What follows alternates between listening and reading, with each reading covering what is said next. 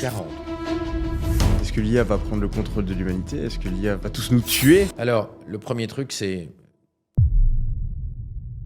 Hello tout le monde, c'est Yomi. Aujourd'hui, on se retrouve pour une interview très spéciale. Aujourd'hui, je suis avec Laurent Alexandre. Merci d'être présent.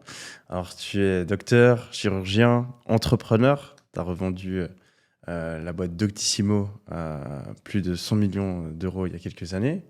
Et aujourd'hui, ce qui m'intéresse tout particulièrement avec toi, c'est que tu es très intéressé par l'intelligence artificielle.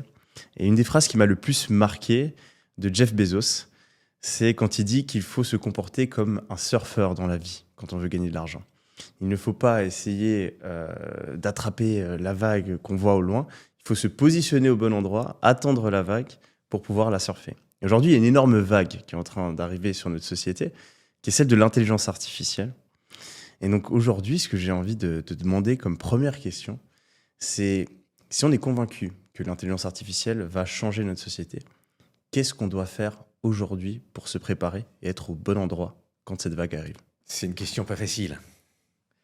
Parce que la vague technologique, elle est incertaine, elle a été plus vite qu'on l'imaginait.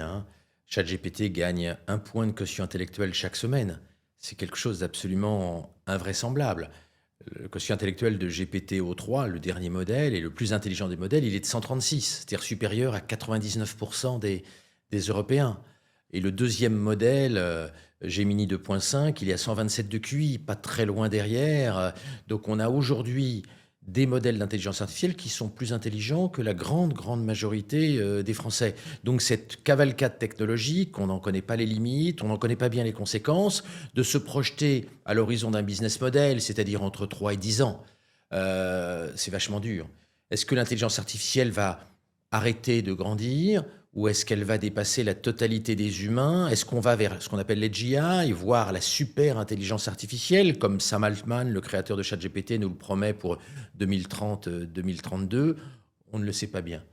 Je pense que compte tenu des incertitudes technologiques immenses qu'on a sur l'intelligence artificielle, il faut se préparer de façon simple et pragmatique. À l'heure de l'intelligence artificielle, finalement, il faut être adaptable, donc il faut être le plus souple possible, sans pivoter tous les 5 minutes, bien sûr, mais il faut s'adapter à des changements très rapides. Ensuite, il faut de la culture générale. Je pense que le plus important pour réussir à l'ère de l'intelligence artificielle, c'est d'avoir une bonne culture générale, et notamment une bonne culture historique. Je ne pense pas que sans une bonne connaissance du passé, on puisse anticiper le futur.